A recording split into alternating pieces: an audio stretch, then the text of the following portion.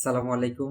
আশা করি সকলেই ভালো আছেন ঈমান এবং স্বাস্থ্যে। যৌন রোগ কিংবা যৌনবাহিত রোগের বিষয়ে সচেতনতার জন্য কাজ করে যাচ্ছি। আমাদের দেশে যৌন রোগ বা যৌনবাহিত রোগের চিকিৎসায় মানুষ খুবই প্রতারণার শিকার হয়। মানুষ যেন প্রতারণা থেকে বাঁচতে পারে এবং সঠিক চিকিৎসা পায়, সেই জন্য এই ভিডিওগুলো করতেছি।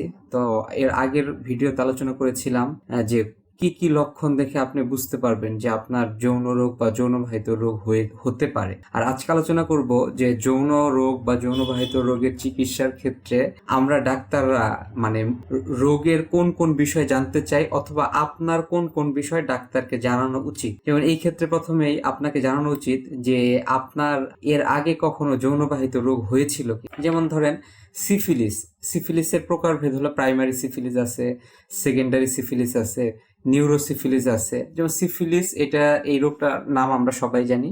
বলছে এটার জীবাণুটা যখন শরীরে প্রবেশ করে একদম প্রথম দিকে বলছে কি যৌনাঙ্গে এরকম ক্ষতর মতো হয়। তো এরপরের ধাপে এটা ক্ষতটা ভালো হয়ে যায়। এরপরের ধাপে যখন এটা টারশিয়ারি হয়, সিফিলিস পর্যায়ে চলে যায়, তখন কিন্তু এটা আমাদের নার্ভাস সিস্টেম বা ব্রেনকে আক্রান্ত করে। তো এই জন্য যেটা করতে হবে যে আপনি যখন ডাক্তারের কাছে যখন যাবেন, তখন যদি ডাক্তার আপনাকে জিজ্ঞাসা করে তাহলে আপনি বলবেন, আর জিজ্ঞাসা না করলেও আপনার এর পূর্বে যদি কখনো যৌনবাহিত রোগ হয়, সিফিলিস হয়, গনোরিয়া হয়, তো আপনি নিজেই ডাক্তারকে বলবেন। এরপরে অ্যালার্জি সম্পর্কিত কিছু বলবেন যে আপনার অ্যালার্জির কোনো সমস্যা আছে কিনা।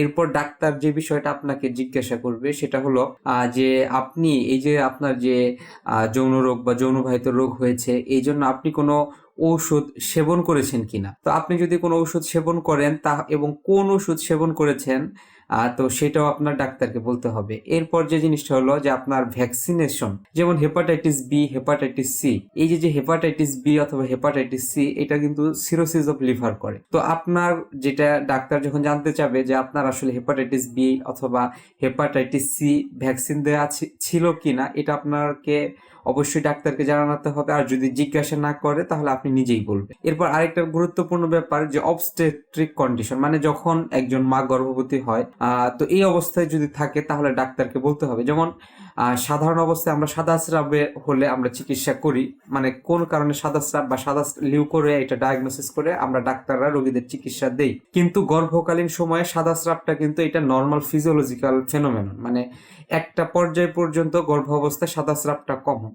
এখন আপনি ডাক্তারের কাছে গিয়ে বললেন আপনার সাদা স্রাব, তো ডাক্তার তো মনে মনে চিন্তা করবে হ্যাঁ সাদা স্রাব হয়েছে, তাহলে আমি এই মহিলার চিকিৎসা দেই। কিন্তু আপনি যদি না জানান যে আপনার গর্ভবতী, তাহলে কিন্তু আপনার সঠিক চিকিৎসা থেকে আপনি বঞ্চিত হবেন। আপনাকে জানাতে হবে। যেমন আমার কাছে কোনো রোগী এসে যদি বলে যে তার সাদা স্রাব হচ্ছে, সাদা স্রাবের সমস্যা হচ্ছে আর সে গর্ভবতী, তখন কিন্তু আমার মাথায় চলে আসে যে হ্যাঁ আসলে ব্যাপারটা কি হয়েছে। এরপরে হলো গাইনোকোলজিক্যাল প্রবলেম, বলছে মহিলাদের বলছে বিভিন্ন মেয়েলি রোগ থাকে, বলছে এই রোগগুলা ডাক্তারকে একদম পরিপূর্ণভাবে বলা। এবং সর্বশেষে যে কথাটা বলা, যদি লম্বা সময় ধরে সাদা স্রাব থাকে অথবা বলছে যে এই যে এরকম বাচ্চা হওয়ার রাস্তা দিয়ে এরকম কি হচ্ছে সাদা স্রাব বের হচ্ছে অথবা এরকম লালচে কালারের বা রক্ত মিশ্রিত স্রাব বের হচ্ছে, এগুলো কিন্তু বিপদ চিহ্ন। বলছে এই লক্ষণগুলো আপনার অবশ্যই ডাক্তারকে খুলে বলতে হবে। আর সর্বশেষ যে কথাটা বলবো, সময়ের সাথে সাথে মানুষ এখন অ্যাডভান্স হচ্ছে, মানুষের যে দেখা গেছে এক্সট্রা ম্যারিটাল রিলেশনটা বেড়ে যাচ্ছে,